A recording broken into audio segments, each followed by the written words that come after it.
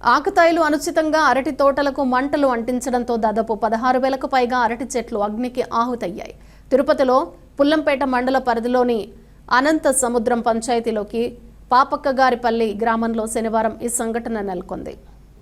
బాధితులు తెలిపిన మేరకు వివరాలు ఇలా ఉన్నాయి. సర్వే నంబర్ 1390/3లో 4.50 సెంట్ల భూమిలో చెవ్వు శ్యామల 1390/2లోని 4 ఎకరాల్లో ఇండ్లూరు సరోజరమ్మ 1415లోని 4 ఎకరాల్లో చింతారెడ్డి వరలక్ష్మమ్మ 1383/3లోని 4.50 ఎకరాల్లో ఇండ్లూరు బలరామిరెడ్డి అరటి మొక్కలు నాటి జీవనం సాగిస్తున్నారు.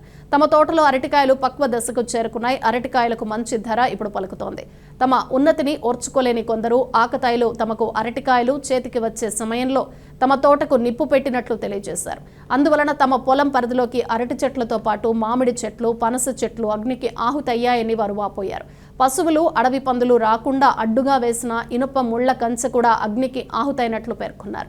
అదేవిధంగా పొలంలో చెట్లకు నీరు అందించేందుకు ఏర్పాటు చేసిన డ్రిప్ పైపులు, లెటర్లు కూడా కాలి బూడిదైనట్లు తెలియజేశారు. అందువల్ల తమకు దాదాపు 30 లక్షల మేర నష్టం వాటిల్లినట్టు తెలియజేశారు. సకాలంలో అగ్నిమాపక సిబ్బంది వచ్చి తమ పొలంలోని ఎగసిపడుతున్న మంటలను అదుపులోకి తెచ్చినట్లు తెలియజేశారు. తమను ప్రభుత్వం అన్ని విధాలా ఆదుకుని నష్టపరిహారం ఇప్పించాలని నష్టపోయిన రైతులు వేడుకుంటున్నారు.